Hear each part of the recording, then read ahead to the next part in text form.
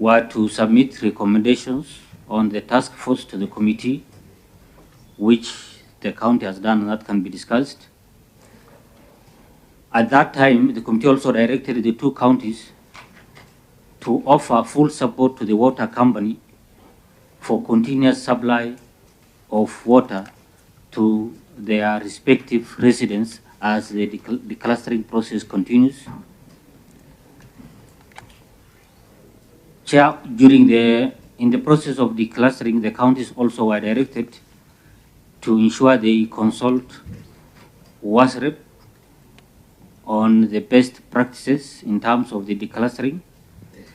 After that, if and when that ownership issue is resolved, the committee again was to have meetings with the two governors together after the declustering process.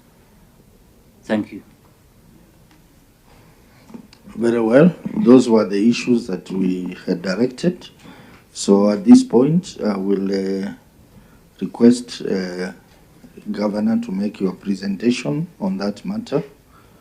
I know we have two reports, so you can guide us, this one and this one. You can guide us as you go on. Chairman will use this small one. Yeah. The other one is a task force report that informed what we've done so far. So if you allow me, Mr. Chairman, I'll just read. Proceed. It's an executive summary on the Nzoasco declustering status. The Constitution of Kenya, 2010, under Article 43(1)(d), provides for the right to access clean and adequate water in adequate quantities. Schedule 4, Part 2, 11B of the said Constitution outlines the distribution of functions between the national and county governments. Provision of water and sanitation services is a devolved function, with policy and regulatory functions retained by the national government. Nzoia Water Service Company, that's Nzoasco, was formed under the Companies Act Cap 486 in 2004 and is owned by Bungoma and Trans Nzoia counties. The company provides water and sewerage services within the two counties. For over 5 years, the company was placed under a special regulatory regime by WASREP. Though under SRR, the water service provider operated with a number of governance, management, operational and logistical challenges which have threatened the core objective of the water service provider. It is from the foregoing that the County Assembly of Trans Nzoia requested for the separation of management of water service provision between the two counties of Trans Nzoia and Bungoma by a forwarded approval letter to the County Assembly dated 15 October 2020. The County Executive Committee, through a letter dated 1st October 2020, approved the establishment of Trans Nzoia Water Services Service Provider, leading to incorporation of Trans Nzoia Water and Sewerage Company, that's Nzoasco. The Nzoasco Board of Directors on 29 January 2021 resolved that key stakeholder that is counties, Lake Victoria North Waterworks Development Agency, WASREP nominate members from each to form a task force that assessed the commercial viability of retaining Nzoasco or to decluster and have each county establish and run their water services. Consequently, the two county governments of Trans Nzoia, Bungoma and Trans Nzoia, jointly gazetted a task force by Gazette Notice number 2788, dated 3rd March 2023. The task force on declustering carried out the exercise from April 2023 to December 2023 and came up with the recommendations of declustering of the Nzoasco. Approval of task force report by relevant stakeholders. The report was forwarded to WASREP in December 2023 and was approved on 9th of April 2024 with the way forward towards a declustering proposal.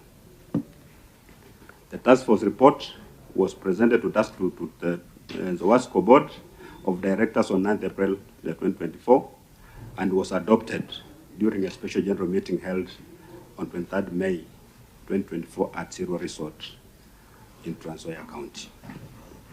The current status. The county governments of Bungoma and Trans Nzoia jointly appointed the Transition Committee to implement the recommendations of the Nzoia Decluttering Task Force Report 2023 to oversee the transition. The following have been achieved: assessment of water supplies and its operations, sharing and transfer of head of staff and human resource files, verification of staff placement as per recommendation of the task force, secured staff working conditions, verification and sharing of assets based at the headquarters in Webuye, verification and sharing of motor vehicles, and verification of debtors and creditors. Transwasco commenced its operation 1st July 2024, Mr. Chairman, in line with WASREP's recommendations and roadmap as per minutes, and the water service provision license applications under review.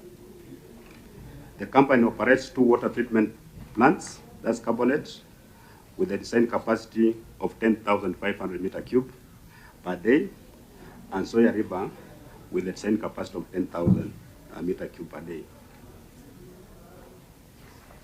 The county government, through the Department of Water, Environment, Natural Resources and Climate Change, has supported the company by gazettement and induction of the board of directors, secondment of key staff to assist in operations of the company, payment of high and low lift pumps for Nzoia water treatment plant, which is awaiting installation, and allocating 29,949,561 Kenya shillings for support to operations the financial year 2024. We have teething challenges being a new water service provider. The company has operational challenges emanating from Zoasco. These are inherited challenges. They include non-remittance of statutory deductions and pension contributions, payment for goods procured and services rendered, levies owed to Lake Victoria North Water Works Development Agency, Water Resources Authority, WASREB, and KFS. Customer deposits, non-paid water infrastructure development loans, old infrastructure and high operational costs, and all office buildings roofed with asbestos. We make the following recommendations. Now, based on the findings above, the following is recommended: levies owed to state agencies, we recommended that they be waived. Loans, liabilities accruing from the infrastructure development be taken over by the national government.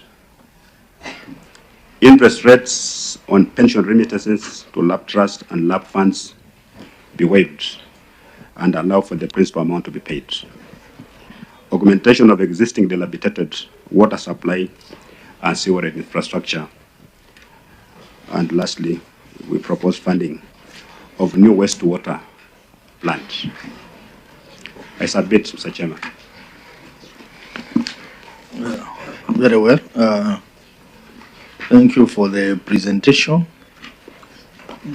Maybe you can just, honorable members, we have the task force report, which is before you.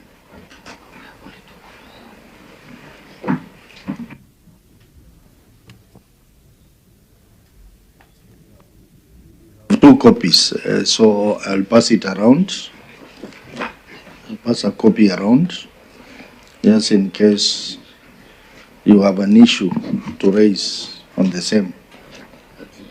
But I can see the report is signed by all the members of the task force. So we'll look at it in detail when we are doing our report writing. But at this point, if you have any issue that you can quickly bring on the task force report, you are free to do so. Meanwhile, I would like to have some comments on the status report presented by the governor here. Maybe I will start by myself on the issue of registration of Transwasco. Governor, you did not state the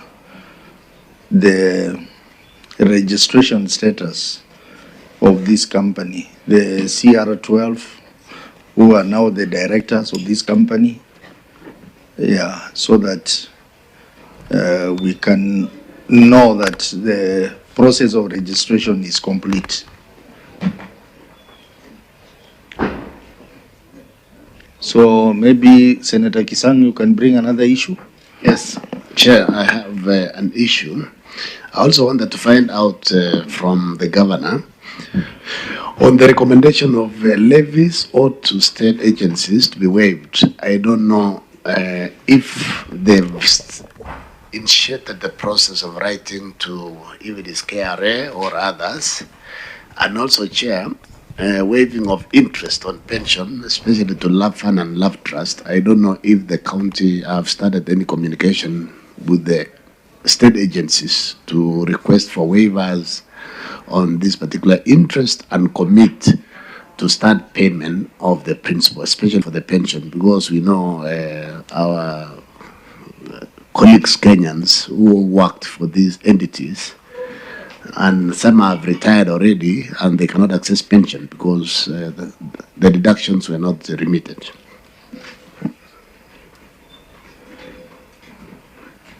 The other question, Senator Alan Chesang.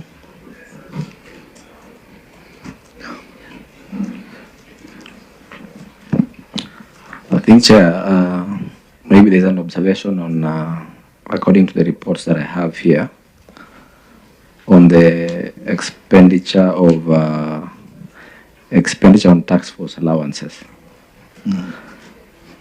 There's